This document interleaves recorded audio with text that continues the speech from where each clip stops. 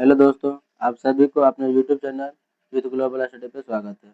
आज हम इस वीडियो में जो क्विज जो चल रहा था विद ग्लोबल स्टडी पे, और उसमें जो टेस्ट सीरीज जो दिया जा रहा है, पहले वो होमवर्क दिया जाता है, उसके बाद एक दिन के बाद उसका टेस्ट लिया जाता है। उसी का ये सोल्यूशन अपलोड किया जा रहा है। जो भी लोग नए होंगे वो इस नंबर पर एसएमएस करके आप क्यूज में ऐड हो सकते हैं। आप एसएमएस कीजिएगा, आपको ऐड कर दिया जाएगा। इसमें प्रत्येक दिन एक दिन बाद 50 क्वेश्चन का इसमें साइंस का और आर्ट्स का दोनों का इसमें प्रैक्टिस करवाया जाता है। होमवर्क पहले दिया जाता है, फिर उसका अगले दिन टेस्ट लिया जाता है।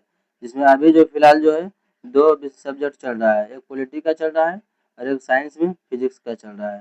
ठीक है, चलिए जो भी लोग नए होंगे तो चैनल को लाइक सब्सक्राइब और शेयर जरूर कर लें, ताकि और अधिक से अधिक लोगों को फायदा हो। और क्वेश्चन ये कैसा है, क्वेश्चन कलेक्शन कमेंट करके जरूर बताइएगा। चलिए अगला क्वेश्चन पे आते हैं।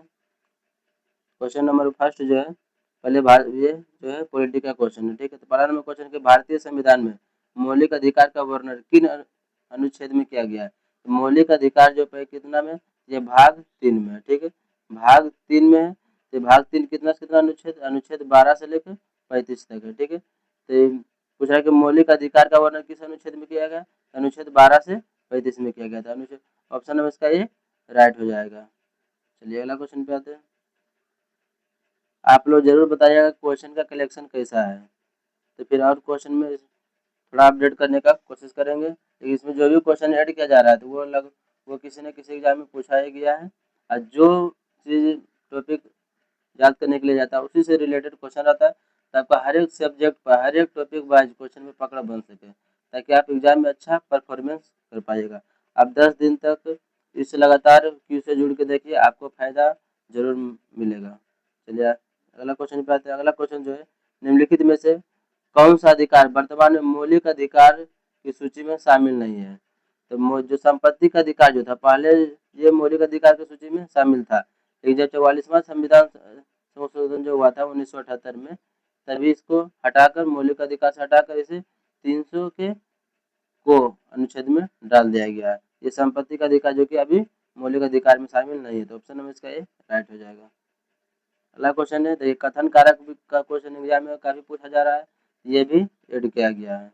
जो भी लोग बिहार पुलिस, बिहार दरोगा जो हो गया, बिहार एसएससी हो गया, जो भी एग्जाम का तैयारी कर रहे हैं वो सभी के लिए क्वेश्चन बहुत ही हेल्पफुल होगा। चलिए अगला क्वेश्चन है, अनुच्छेद 15 के संबंध में निम्नलिखित कथनों पर विचार कीजिए। से अनुच्छेद 15 जो दिया गया है वो किससे संबंधित है, उसको पूछा जा रहा था। पहला नंबर जो दिया हुआ, यह राज्य केवल धर्म, मूल वंश, जाति, लिंग और जन्म स्थान पर भेदभाव नहीं कर सकते हैं। ये जो कहा गया अनुच्छेद 15 में कहा गया है, ये बिल्कुल ही सही है। अगला जो दिया हुआ कथन कि यह प्रावधान सभी प्रकार के भेदभाव को पूर्णतः समाप्त करता है, तो ये गलत है। सिर्फ इसमें कथन नंबर 1 ही सही है, तो इसका ऑप्शन नंबर इसका ये राइट हो जाएगा, केवल एक सही है। चलिए अगला क्वेश्चन पर है, तो सार्वजनिक रोजगार में अवसर की समानता अनुच्छेद कितना 14 से 18 है। ठीक है, पूछ रहा है कि अवसर का समानता किस अनुच्छेद में दिया गया, तो ये अनुच्छेद 14 में है। ठीक, तो इसका ऑप्शन नंबर इसका ये राइट हो जाएगा। अगला क्वेश्चन है कि अस्पृश्यता का अंत इसी को बोला जाता है छुआछूत बोला जाता है। तो छुआछूत का जो उन्मूलन जो किया गया वह किस अनुच्छेद में किया गया, ये अनुच्छेद 17 में किया गया है। ठीक है, ऑप्शन नंबर इसका सी राइट हो जाएगा। अगला क्वेश्चन है कि उपाधि का अंत जो है वो किस अनुच्छेद से संबंधित है, तो ये अनुच्छेद 18 से संबंधित है, तो ऑप्शन नंबर इसका बी राइट हो जाएगा। अभी 17 बताए थे किससे था, ये अस्पृश्यता यानी कि छुआछूत के से संबंधित था। और जो लोग नए होंगे जिसको कि आप पढ़ते होंगे लुसेंट जो समझ में नहीं आता है, तो वो क्वेश्चन को ही एक दो बार वीडियो जरूर देखें और क्वेश्चन को थोड़ा याद करने का भी कोशिश करें। जो लोग नए होंगे कुछ दिन जुड़ने के बाद लगातार प्रैक्टिस करने के बाद आपको अच्छे से समझ में भी आने लगेगा। इसीलिए हम टॉपिक वाइज क्वेश्चन अपलोड कर रहे हैं, ताकि आपका पूरा कॉन्सेप्ट क्लियर रहे। चलिए अगला क्वेश्चन है, अनुच्छेद 19 के अंतर्गत निम्नलिखित में से कौन सी स्वतंत्रता आती है। तो अनुच्छेद 19 जो है उसमें कौन कौन स्वतंत्रता आता है, पहला जो दिया गया वाक और व्यक्ति की स्वतंत्रता, ये भी आता है। यानी कि आपको बोलने की स्वतंत्रता, आपको जो बोलने की अच्छा जो लग रहा है तो वो शांतिपूर्वक और निरुद्ध सभा भी कर सकते हैं, ये भी आता है। भारत के किसी भी भाग में आने जाने की स्वतंत्रता है, तो ये भी आता है। और जब कहीं पर आए गए आपको अगर वो जगह अच्छा लगा तो आप वहाँ पर रह भी सकते हैं, ठीक है। आप वहाँ पर बिजनेस करने की भी आपको स्वतंत्रता दिया गया है। लेकिन ये जो संपत्ति का अधिकार जो है ये अनुच्छेद 19 के अंतर्गत नहीं आता है, ठीक है। तो ऑप्शन नंबर जो इसमें पूछ रहा है कि कौन सा स्वतंत्रता आती है, तो इसमें कौन कौन आएगा, 1, 2 और 3 आएगा, यानी कि ऑप्शन नंबर इसका बी राइट हो जाएगा, 1, 2 और 3 हो जाएगा। चलिए अब जस्ट बताया कि संपत्ति का जो अधिकार जो है वह एक कानूनी अधिकार हो गया, विधिक अधिकार वो 300 के कोई में डाला गया है। चलिए अगला क्वेश्चन है कि अपराधों के लिए दो सिद्धि के संबंध में संरक्षण किस अनुच्छेद में है। तो अपराधों के लिए दो सिद्धि के संबंध में जो संरक्षण जो दिया गया वो अनुच्छेद 20 में दिया गया था। ऑप्शन नंबर इसका बी राइट हो जाएगा। चलिए अगला क्वेश्चन है जीवन और व्यक्तिगत स्वतंत्रता का संरक्षण किस अनुच्छेद में। जीवन और व्यक्तिगत स्वतंत्रता जो है वह अनुच्छेद 21 में है। तो ऑप्शन नंबर इसका बी राइट हो जाएगा। ये सभी क्वेश्चन जो है एग्जाम में पूछा गया, बिहार पुलिस का सेट और मारते होंगे तो जरूर ये सब क्वेश्चन मिला होगा। ये प्रीवियस ईयर क्वेश्चन है, इसमें डाला जा रहा है टॉपिक वाइज। चलिए अगला क्वेश्चन पर है कि अनुच्छेद 21 का है जो है का संबंध किस सही कथन को, कौन सा सही कथन है अनुच्छेद 21 का ए जो दिया गया है। तो इसमें जो दिया गया है कि 6 से 14 वर्ष के जो भी बच्चे होंगे उसको निःशुल्क शिक्षा शिक्षा देना अनिवार्य, यानी कि ऑप्शन नंबर इसका ए राइट हो जाएगा। चलिए अगला क्वेश्चन है कि निवारक निरोध के संबंधित प्रावधान मुख्यतः किस अनुच्छेद में, यानी कि पहले तो गिरफ्तारी वाला जो था वो कितना में था, 22 था, लेकिन जो निवारक निरोध जो अनुच्छेद जो है ये 22 में दिया गया, ठीक है। तो ऑप्शन नंबर इसका सी राइट हो जाएगा। अगला क्वेश्चन है कि 14 से कम वर्ष के आयु के बच्चे को कारखाने या फिर कोई भी जो कि 14 वर्ष से कम जो उम्र के बच्चों से कोई भी कारखाना हो गया या फिर कोई जोखिम भरा काम हो गया उसको यहाँ पे देखिए लिखा हुआ जोखिम भरा काम रोजगार में उसको नहीं लगा सकते हैं, ठीक है। तो वो कौन सा अनुच्छेद में इसको सजा किया गया था, ये अनुच्छेद 24 में कहा गया, ठीक है। तो ऑप्शन नंबर इसका सी राइट हो जाएगा। अगला क्वेश्चन है कि धर्म की स्वतंत्रता का अधिकार किस अनुच्छेद में। धर्म की स्वतंत्रता का जो अधिकार जो है पहले धार्मिक स्वतंत्रता जो आता है वो अनुच्छेद 25 से 28 के अंतर्गत आता है, ठीक है। तो पूछा गया धर्म की स्वतंत्रता का अधिकार किस अनुच्छेद से प्रारंभ हुआ है, ये अनुच्छेद 25 से हुआ, ऑप्शन नंबर इसका सी राइट हो गया। 2 दिन से इसलिए क्वेश्चन नहीं डाला जा रहा था क्योंकि 2 दिन से हम यहाँ पे नहीं थे, डाक बम गए थे, बोल बम जिसको बोलते हैं, तो वहीं चले गए थे घूमने के लिए, इसलिए अपलोड नहीं किया जा रहा था। आज से ये कंटिन्यू रहेगा। अगला क्वेश्चन है कि अनुच्छेद 25 के संबंध में, अनुच्छेद जो 25 जो है किससे संबंधित है, ये पूछ रहा है, ये भी कथन आधारित ही क्वेश्चन है। तो पहला जो बोला जा रहा है पहला कथन जो है कि प्रत्येक व्यक्ति को अंतःकरण की स्वतंत्रता प्राप्त है, ये भी सही है। प्रत्येक व्यक्ति को धर्म मानने की, आचरण और प्रसार करने की स्वतंत्रता है, ये भी सही है। यह स्वतंत्र लोक स्वास्थ्य सदाचार सदाचार और स्वास्थ्य का दिन है, ये तीनों सही है। अभी जस्ट बताया कि धार्मिक स्वतंत्रता जो अनुच्छेद 25 से 28 में कहा गया है। अंतःकरण मतलब ये हुआ कि कोई भी धर्म आप मान सकते हैं, ठीक है, उस पर कोई भी रुकावट नहीं है। ये इनमें से तीनों सही है, तो ऑप्शन नंबर इसका डी राइट हो जाएगा। अगला क्वेश्चन है कि अल्पसंख्यकों के हितों के संरक्षण से संबंधित कौन सा अनुच्छेद है। जैसे अल्पसंख्यक लोग है, ठीक है, तो उसके हित से संरक्षित कौन सा अनुच्छेद है, ये अनुच्छेद 29 है, एक ऑप्शन नंबर इसका बी राइट हो जाएगा। अगला क्वेश्चन है कि अल्पसंख्यकों को अपनी पसंद की शैक्षणिक संस्थाएं स्थापित और प्रस्तावित करने का अधिकार किस अनुच्छेद में दिया गया है। जो अल्पसंख्यक लोग है, ठीक है, तो वो जैसे मदरसा वगैरह जो चलता है वह ये इसी के तहत चलता है, तो ये अनुच्छेद 29 में कहा गया, तो ऑप्शन नंबर इसका सी राइट हो जाएगा। चलिए कि संवैधानिक उपचारों का अधिकार अनुच्छेद किस किस अनुच्छेद के अंतर्गत आता है। तो संवैधानिक उपचारों का अधिकार जो है अनुच्छेद 32 में दिया जाता है, ऑप्शन नंबर इसका सी राइट हो जाएगा। चलिए अगला क्वेश्चन बात है निम्नलिखित में से कौन से रिट सर्वोच्च न्यायालय या उच्च न्यायालय द्वारा जारी किया जाता है। तो उच्च न्यायालय के द्वारा जो हो गया वह 5 प्रकार के रिट जारी किया जाता है। पहला गया बंदी प्रतिच्छेदन, परमादेश, प्रतिषेध, उत्प्रेषण और अधिकार परीक्षा, यानी कि ये टोटल 5 प्रकार के रिट जारी किया जाता है, तो ये याद रखिएगा, ऑप्शन नंबर इसका डी राइट हो जाएगा। अगला जो क्वेश्चन है बंदी प्रतिच्छेदन, यानी किसी को बोला जाता है अंग्रेजी में हॉबियस कर्पस, इंग्लिश वर्ड भी याद रखिएगा, ये भी एग्जाम में पूछा जाता है, ठीक है। तो इसका अर्थ क्या आता है।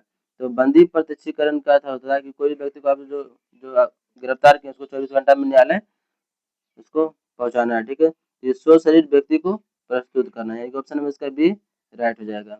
अगला क्वेश्चन है कि परमादेश जिसको बोलते हैं मेमेंडेमस, परमादेश का मुख्य उद्देश्य क्या होता है? तो परमादेश मतलब क्या होता है, हम आदेश देते हैं, या कोई भी अधिकारी हो जो सही से काम नहीं कर रहा है तो उससे जो बड़ा अधिकारी जो होता है उसको आदेश देता है कि आप सही से काम करिए, यानी कि किसी भी लोक अधिकारी को उसका जो कर्तव्य जो होता है कर्तव्य करने का आदेश देना है, यानी ऑप्शन में इसका सी राइट हो जाएगा। अगला क्वेश्चन है कि प्रतिषेध, प्रतिषेध मतलब होता है प्रोहिबिशन, इसका इंग्लिश वर्ड हो गया। तो प्रतिषेध रीट के बारे में सही कथन क्या है, यानी कि प्रतिषेध में क्या आता है? प्रतिषेध में क्या आता है कि कोई भी जो न्यायालय वो जितना उसका अधिकार है उतना तक ही अपना फैसला वह सुना सकता है, अपना अधिकार के क्षेत्र से बाहर वो फैसला नहीं सुना सकता है। प्रतिषेध का अर्थ यही हुआ, यानी कि अधीनस्थ जो न्यायालय जो होता है वो अधिकार क्षेत्र से बाहर जाने से रोकती है, यानी कि ऑप्शन नंबर इसका ए राइट हो जाएगा। चलिए अगला क्वेश्चन है कि उत्प्रेषण, जिसका इंग्लिश में वर्ड होता है सर्टिफिकेट, तो उत्प्रेषण रीट का प्रयोग किस लिए किया जाता है? तो उत्प्रेषण जो रीट जो है उसका प्रयोग जो किया जाता है कि जो उसका अधीन न्यायालय जो होता है या फिर अधिकार को, जैसे कोई भी जो निचला न्यायालय और जो कोई भी जो न्याय जो है वो गलत सुना देता है तो वह क्या करता है जो उससे बड़े जो न्यायालय जो होता है उस पर उसको रोक लगाता है, यानी कि उसको निरस्त भी कर सकता है। यानी कि एक तरह से कर सकते हैं कि उत्प्रेषण जो रीट का अर्थ जो होता है कि अधीनस्थ न्यायालय जो होता है वो अधिकरण के आदेश को निरस्त करने के लिए किया जाता है, यानी कि ऑप्शन नंबर इसका बी राइट हो जाएगा।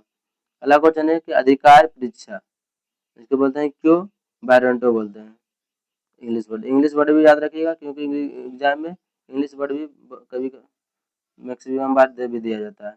तो अधिकार परीक्षा का अर्थ होता है कि आप अगर जो कोई भी पद पर हैं, ठीक है, तो आप कार्य कर रहे हैं, तो जो आप सही से नहीं कर रहे हैं, आप अपना मनमानी जो कर रहे थे, आपको ये वहाँ पूछा जाता है कि आप किस अधिकार से यह काम को कर रहे हैं, तो यही हो जाता है सार्वजनिक ये जो प्रशासनिक आदेश का,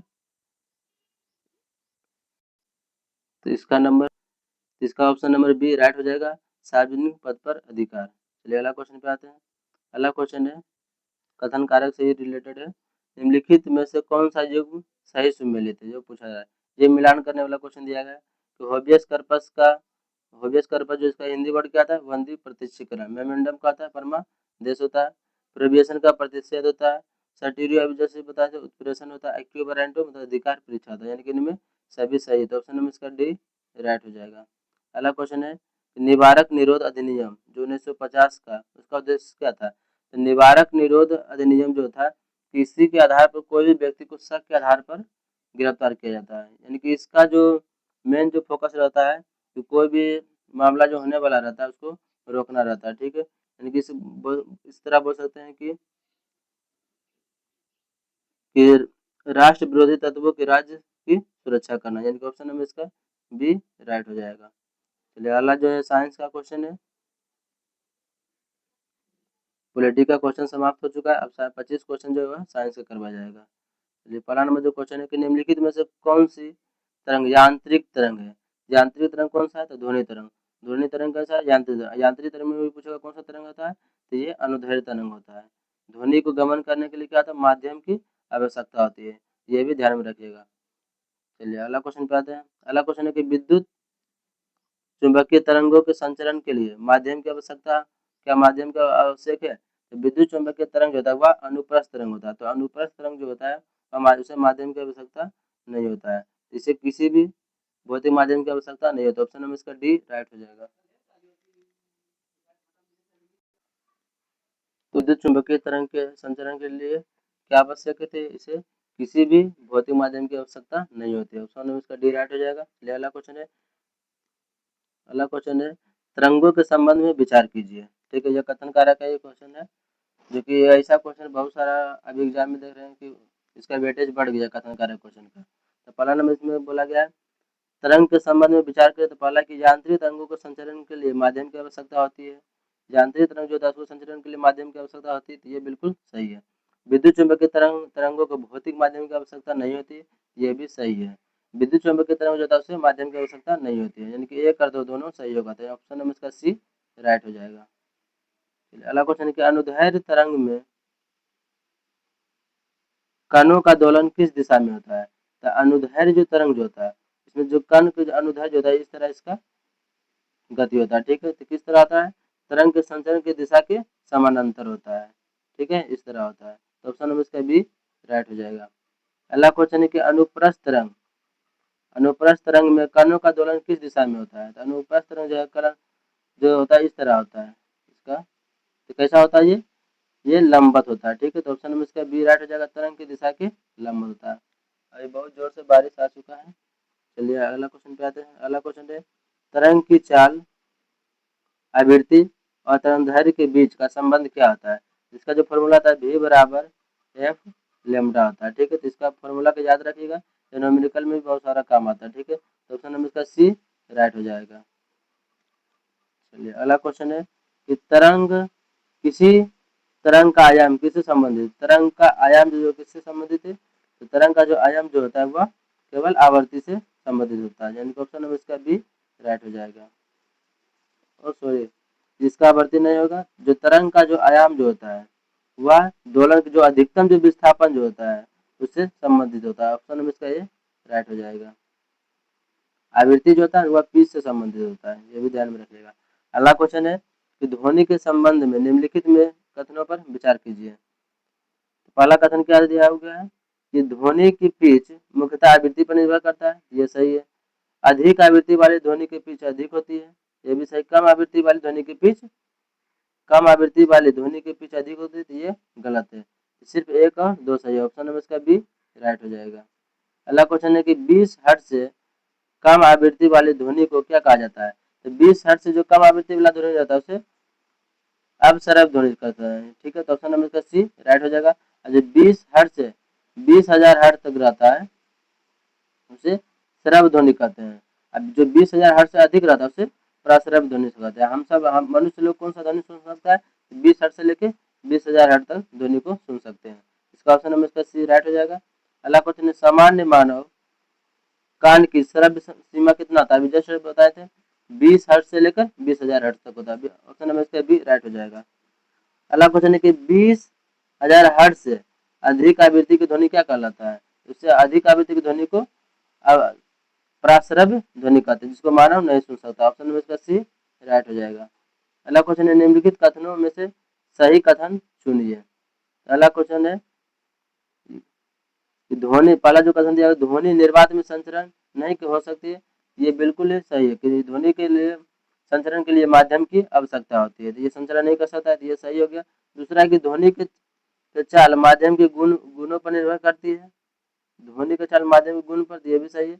ध्वनि समानता ठोस ठोस में ध्वनि के चाल की तुलना में अधिक होता है, ये भी सही है, यानी कि ऑप्शन नंबर इसका डी राइट हो जाएगा।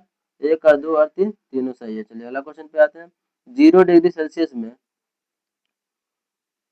पर वायु में ध्वनि की चाल कितना होता है? तो इसमें जो लगभग होता है 332 मीटर प्रति सेकंड होता है। ठीक है, तो ऑप्शन नंबर इसका बी राइट हो जाएगा। अगला क्वेश्चन है कि जल में ध्वनि की चाल कितना होता है? तो जल में जो ध्वनि की चाल जो होता है वह 1483 मीटर प्रति सेकंड होता है। तो ये कुछ कुछ जो मान जो इसको याद रखिएगा, ये बहुत सारा एग्जाम में पूछा गया है। अगला क्वेश्चन है कि इस्पात जो होता है, इस्पात में ध्वनि की चाल लगभग कितनी होती है? देखिए ध्वनि का चाल जो होता है वह ठोस का तो सबसे अधिक होता है, तो इस्पात क्या है? ठोस है, इसमें सबसे अधिक होता है। इसमें ध्वनि की चाल जो होता है 5130 मीटर प्रति सेकेंड होता है। ठीक है, तो ऑप्शन नंबर इसका सी राइट हो जाएगा। अगला क्वेश्चन है कि तापमान बढ़ने पर